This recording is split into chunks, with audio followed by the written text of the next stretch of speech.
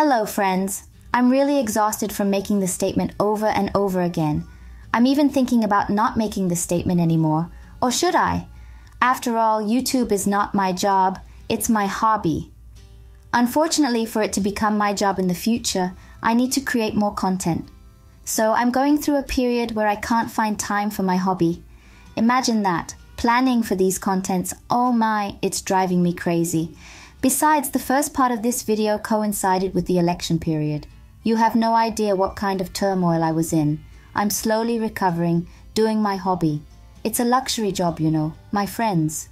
Isn't that true? We all know how things are in Turkey after all. Everything is incredibly difficult. I mean, I read, I draw, and I tell you all these things. Working on one hand and doing these intellectual stuff on the other hand is really exhausting. Yes, I love doing it. I really want to. But the conditions in Turkey don't go along with my mindset. For the past month, I've been upset with life, damn it. I was in a mood like screw everything. When I came home from work, I would just sleep. I couldn't distance myself from the country's agenda. I'm very sensitive. I couldn't just shut down Twitter, stop looking at the news, and bury myself in my own life. But then I realized it's not how you live. So I snapped out of it, forcefully brought myself back on track. Returning to our topic, in the last video, I explained how our present-day world has evolved in terms of consumer culture, starting from the early colonization periods in America. In this video, I will talk about the heyday of capitalism, the 1950s in America. But before that, I would like to touch on the development of consumer culture a bit more and how societies perceive it. You know, in the last 10 years, the debate on consumer culture has become quite popular. Everyone talks about consumer culture and capitalism. Now, this topic is quite comprehensive. But before delving into it, we need to discuss what consumption is. Let's define it so that we have a clear understanding and can continue our thoughts on it. Of course, for consumption to occur, there must first be a concept of need. If we don't have a need for something, or if we don't desire something, how can we buy things, right? So it's not just about needs, there's also the notion of wants or desires. But first, let's answer the question, what is a need? Need is a state that, when fulfilled, brings pleasure and happiness, and when unfulfilled, causes pain and sadness. Wants, on the other hand, are feelings that arise when unmet needs lead to desires. Now, as human beings in the 21st century, our needs are not limited to basic necessities alone. Beyond the urgent needs for food, drink, and shelter, many material and spiritual needs have been constructed over centuries. Maslow's hierarchy of needs classifies and prioritizes these needs in a pyramid structure where you can progress step by step. In the modern era, things like going on vacation, experiencing different cultures, sitting outside with friends and having a coffee, or buying the books you want to read are not ultra-luxury things. It's as if we are still living in the Middle Ages. Back then, apart from aristocrats, knights, and the clergy, everyone else was pretty much at the first level of the pyramid. That was the norm for those times. As the world's prosperity increased, the steps of the pyramid gradually rose.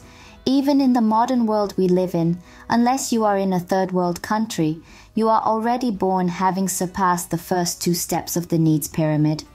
Consumption, as the ultimate outcome of all these factors, forms a cultural code that significantly concerns individuals with questions like, who am I? Where do I stand? And where do I belong? It deeply influences the perception of oneself and one's social position. It encompasses both material cultural elements and serves as a system of interpretation on an abstract level. These concepts carry a multitude of abstract meanings within them. It's not just about brands, entertainment venues, the music we listen to. All of these are consumer tools that shape and encode us. For example, if we see a girl listening to Lana Del Rey, we might mentally place her in a certain category, maybe as an edgy, melancholic, and sexy teenager. Based on people's music preferences or the music groups they follow, we form opinions about their individuality. This is because in consumer culture, we are more interested in the symbolic values and meanings associated with the things being consumed rather than the things themselves. For instance, By looking at a person's appearance, you can make inferences about how secular or traditional they may be. You might even deduce if they are hardworking, preppy, or a rocker just by examining their nails. These are not just occasional topics for casual conversation. They are all intricately connected to our daily lives. In fact, this is our whole life. Why? Because everything I mentioned influences the relationships we build and the places we want to be. When looking for a life partner, we seek common interests, which include humor, fashion sense, hobbies, music, and many other factors I haven't mentioned. Ultimately, they all stem from the cultural code shaped by consumption, and in today's world, we continuously analyze things through this system of meaning. Whether it's choosing a house, a venue, a wedding concept, a meal presentation, or even someone's choice of handbag, all of these decisions are guided by this system of meaning. How did all of this unfold? In part 1, I talked about how it evolved from the discovery of new continents and basic consumption. The geographical explorations gave rise to demand, and the Industrial Revolution not only met that demand but also created even more. As a result of producing surplus goods, artificial needs started to emerge over time. The logic of consumption is indeed about the delivery of the produced service or product to the consumer. But does it end there? No. Look at the present day. Consumption has evolved into a process that carries meanings related to the expression of individual lifestyles according to consumers' preferences. Now I need to explain this phase. How did this mass of consumers emerge? Yes, after the age of exploration, luxury consumption and such were limited to the wealthy. They were the ones buying and trying out new products. However, nowadays there is a reality called capitalism that encompasses everyone.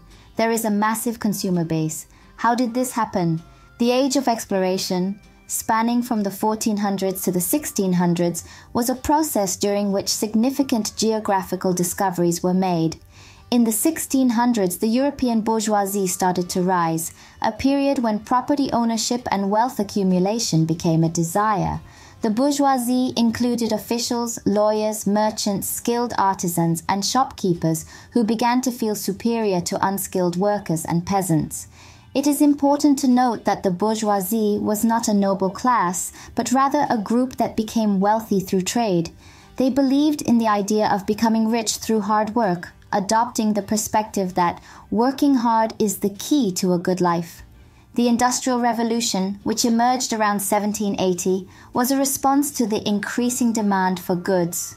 The period between 1850 and 1900 was the Romantic period, characterized by a hedonistic approach, emphasizing the act of purchasing to find personal happiness. From 1900 to 1950, there was the arts and crafts movement, which focused on decorative elements. The rise of industrial production led to questioning aesthetics, where functionality of products was accompanied by considerations of style, color, and design, catering to personal tastes.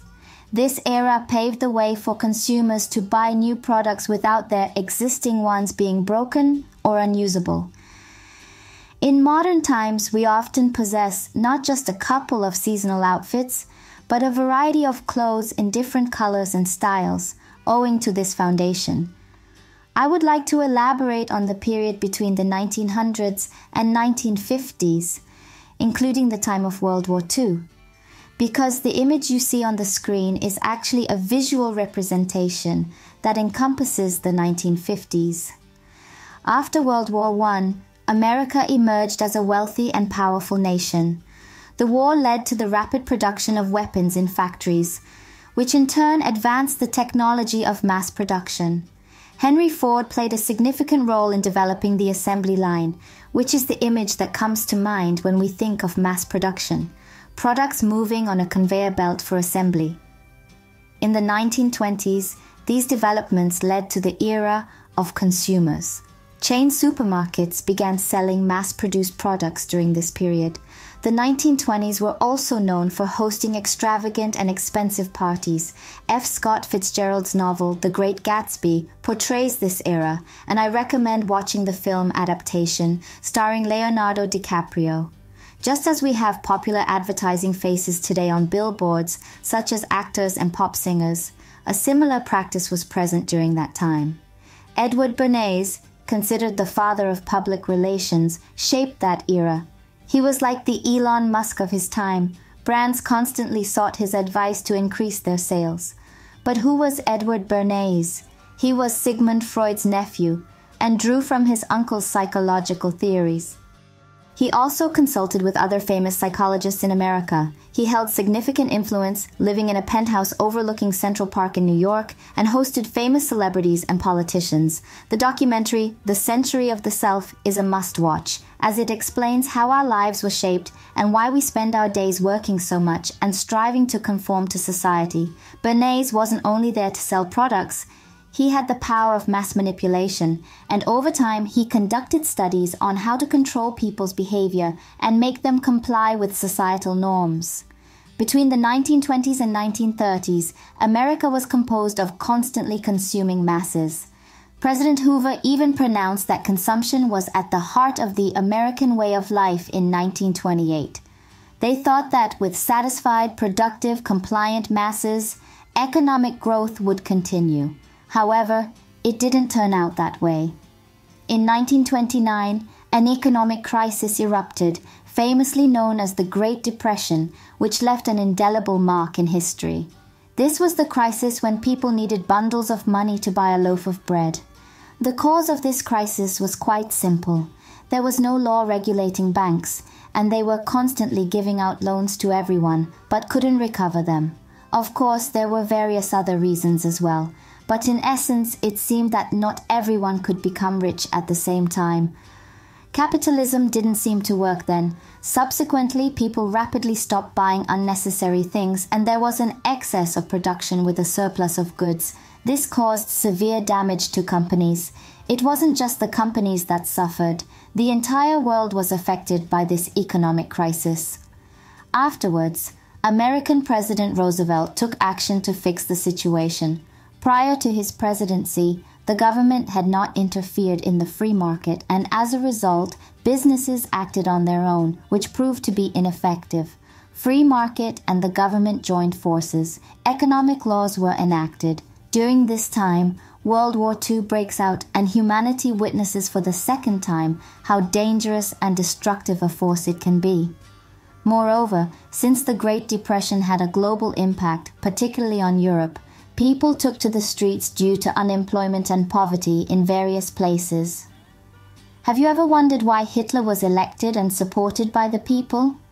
In Hitler's speeches, he emphasized that without controlling production and having everything under state control, chaos and suffering, like what happened in America with millions of unemployed and hunger, would occur. In the 1940s, peace was scarce and fear and destruction prevailed. There was no prosperity. Even in America, they started to fear their own people. They wondered, how are we going to govern so many people? How can we keep them under control? Naturally, when things go awry, authorities responsible for maintaining order are held accountable. Politicians and planners anticipate that if the public is not happy, they will rebel and cause chaos. Edward Bernays, for instance, viewed crowds on the streets as irrational, wild masses who cannot discern what is good or bad for themselves, and he advocated that to manage these masses, they need to be pacified. Politicians and planners are also aware through Freud's theories that hidden within these crowds are dangerous fears and desires. Freud himself described humans as wild and dangerous beings, asserting that the only prescription for civilization is suppressing our instincts. In other words, there are no good people. There are only people who can suppress their instincts. These ideas, stemming both from the popularization of Freud's ideas in America and from Bernays' capitalist plans based on these ideas, are put into practice. After therapy sessions with the returning soldiers from World War II, the National Mental Health Act was signed by President Truman in 1949, and to this day, society continues to write and draw rules. There is contemplation on the importance of conforming to society and the dream of an ideal society. As a result, the role of family life in America begins to be defined. When we mention the American dream, the image of houses with gardens and porches comes to mind. Initially, this dream was based on the Levittown housing development, built for World War II veterans and their families. Suburbanization gradually became mythologized and a part of the American dream, represented by single-family homes in the suburbs. It became a symbol of socioeconomic status, a secure and good family life, and eventually became the ultimate goal in society. Returning male soldiers got married, and during the years 1945 to 1961, 65 million babies were born in the United States.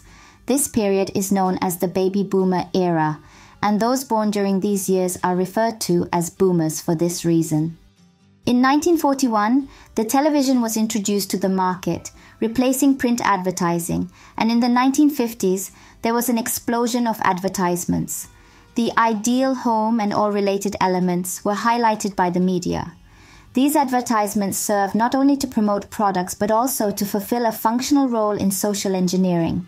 As mentioned earlier, after the discussions with returning soldiers, there was a focus on controlling society and creating an ideal society. Advertisements played a crucial role in controlling the masses, conveying messages like, "If you behave this way, people will like you," or adapt to society and family life. The ways to achieve this involved acquiring possessions and making purchases. In postmodern societies, there is no predetermined social position. You can construct and display your identity and status. Advertisements marketed this identity to you and showed you the steps to attain it. During the 1950s, the ideal identity was one that had conformed to society, had a stable family, worked and owned a furniture set. Today, there are numerous accepted identities, but back then, it was a uniform, politically determined, obedient identity. We still, in a way, strive to achieve this identity, a classic life with a house, car, spouse, and children. We are raised from childhood to pursue this lifestyle, going through elementary school, high school, and university. We do what our boss asks at work.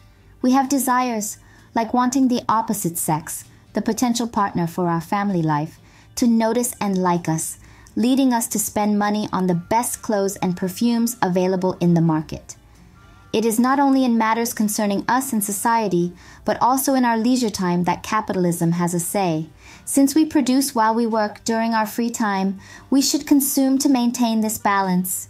In essence, we are a controlled and exploitable consumer mass, and we willingly participate in this system. We all think about how we should live this life, don't we? Should I do it this way or that way? Even the least contemplative individuals have some primal form of existential questioning in their minds.